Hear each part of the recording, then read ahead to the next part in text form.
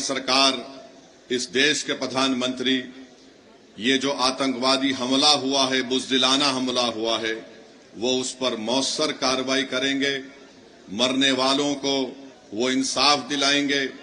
और हम उम्मीद करते हैं कि हमेशा के लिए पाकिस्तान से जो आतंकवादी हमारे देश में आकर मासूम लोगों की जानें लेते हैं, चाहे वो हमारी बेटियां हों या फिर वर्दी पहनने वाले हमारे नौजवान बेटे हों, इन आतंकवादी हमले को खत्म करने के लिए हम उम्मीद करते हैं कि देश के प्रधानमंत्री पाकिस्तान से आए हुए आतंकवादी और पाकिस्तान जैसे एक फेल्ड स्टेट के खिलाफ वो एक मौसर कार्रवाई करेंगे, ऐसा इक़दाम करेंगे कि दोबारा पाकिस्तान 100 मरतबा सोचेगा कि भारत की सरजमीन में आकर किसी को मारने के बारे में। मेरे अजीज दोस्तों और बुजुर्गों, मैं आपको ये बताना चाहता हूं कि पाकिस्तान ये पूछ रहा है कि भारत के पास अगर कोई प्रूफ है तो दो। अरे बेशर्मो, क्या हमने तुमको पठानकोट में बुलाकर नहीं दिखाया था कि पठानकोट हमारा एयरफोर्स का बेस में तुम्हारे आतंकवादी आकर वहां पर कोहराम मचा कर गए?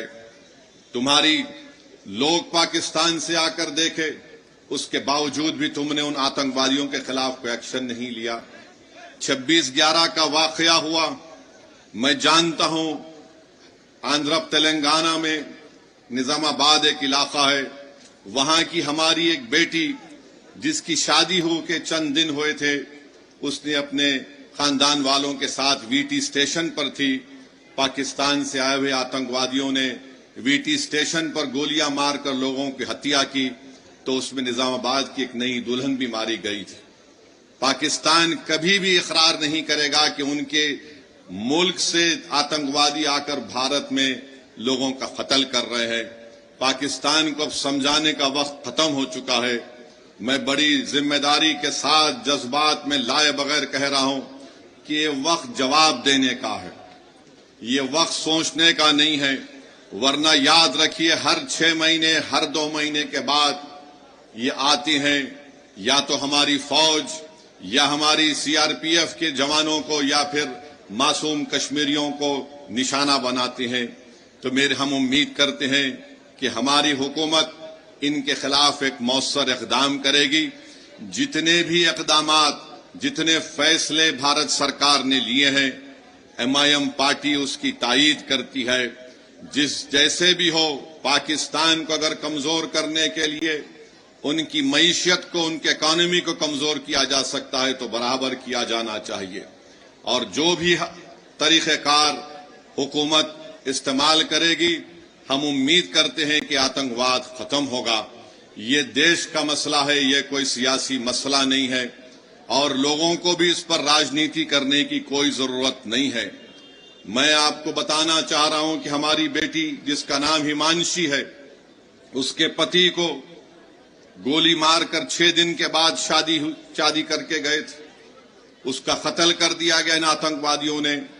ये हमारी बेटी हिमांशी का एक पैगाम देती है, हमारे देश में बसने वाले जो लोग हिंदू मुस्लिम का जहर फैला रहे हैं, वो कहती है कि मैंने अपने पति को खोया, मगर मैं नहीं चाहती कि मुसलमान और कश्मीरियों के खिलाफ नफरत के मजारे किए जाएं।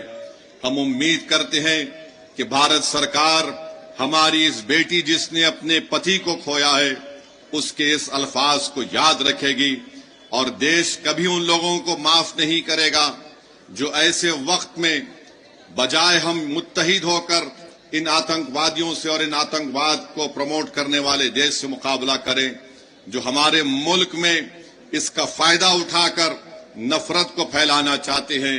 याद रखो, इस वक्त पर हमको नफरत नहीं, हमको अमन को और मोहब्बत को पैदा करना है, ताकि हम देश को मजबूत रख सकें। और जो लोग नफरत और जहर फैला रहे हैं, याद रखो, तुम LET और पाकिस्तान के चेहरों पर मुस्कुराहट लेकर आ रहे हो। हम ये चाहते हैं कि इन जालिमों के चेहरों से मुस्कुराहट खत्म हो जाए। हम ये चाहते हैं कि जो लोग हमारे पड़ोस मुल्क में बैठकर हमारे बच्चियों को हम बेवा होते देख रहे हैं, हम ये चाहते हैं कि उनकी आंख में आंसू आए, वो रोएं, अपनी किस्मत पर रोएं। और आज ये वक्त है कि भारत को एक मुत्तहिदा तौर पर ایسے لوگوں کے خلاف پیغام دینا ہے۔ ہم بھارت کے پردھان منتری سے اس بات کا مطالبہ کرتے ہیں کہ جتنے 26 لوگ وہاں پر مارے گئے، بھارت سرکار ان کو شہید کا رتبہ دے تاکہ لوگ ہمیشہ کے لیے ان کو یاد رکھ سکیں۔ یہ میں ہی نہیں کہہ رہا ہوں بلکہ ان پریوار کے لوگ اس بات کا مطالبہ کر رہے ہیں کہ جو لوگ مارے گئے ان کو شہید کا رتبہ دیا جائے۔ جو مارے گئے ان کے پریوار کے لوگ کہہ رہے ہیں کہ ہم انتظار کر رہے ہیں کہ کب ہمارے مرنے والوں سے انصاف ہوگا۔ ہم امید کرتے ہیں کہ بھارت سرکار ایک ٹھوس اور مضبوط اقدام کرے گی تاکہ آتنکواد کا خاتمہ ہو سکے۔ دوسری بات میرے عزیز دوستوں اور بزرگوں، میں نے کہا کہ میری خوش قسمتی ہے کہ میں یہاں پر اس تاریخی سرزمین پر آیا ہوں، اور جو لوگ بہار ہو یا بھارت ہو یہاں پر زہر اگل رہے ہیں سماجوں کے درمیان میں، سمودائے کے درمیان میں ان کو یاد دلانا چاہتا ہوں کہ بطخ میان انصاری نے جو قربانی دی اس کو یاد رکھو۔ ان کو کہا گیا کہ گاندھی جی کے کھانے میں زہر ملا دیا جائے، تو شخص نے کہا کہ میں نہیں ملا سکتا، اور جا کر گاندھی جی کو بتا دیا کہ آپ کے کھانے میں زہر ڈال دیا گیا ہے۔ یہ اور بات ہے کہ کتنی سرکاریں بنی بھارت میں، مگر کسی نے بھی بطخ میاں کو وہ عزت نہیں دی جو ان کو ملنی چاہیے تھی۔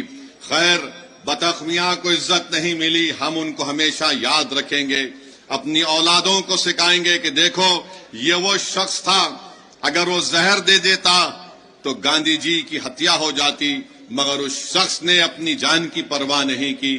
ہم ہمیشہ ایسے مجاہدین کو یاد رکھتے ہیں، اور ہم ہمیشہ اس بات کو آپ سے کہیں گے کہ ایک طرف بطخ میاں انصاری ہے تو دوسری طرف گوڈسے ہے۔ اس دیش کو فیصلہ کرنا پڑے گا کہ کیا وہ گوڈسے کے زہر کو اپنائیں گے یا پھر بطخ میاں کے اس تریاق کو استعمال کریں گے۔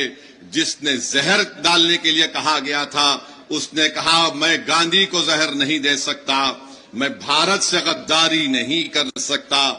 ہم سے جڑے رہنے کے لیے ہمارے YouTube چینل کو سبسکرائب کریں اور نئی ویڈیو کی نوٹیفیکیشن کے لیے بیل آئیکن کو دبائیں۔ اگر آپ یہ ویڈیو فیس بک پر دیکھ رہے ہیں تو لائک ضرور کریں اور زیادہ سے زیادہ شیئر کریں۔ دھنیہ واد۔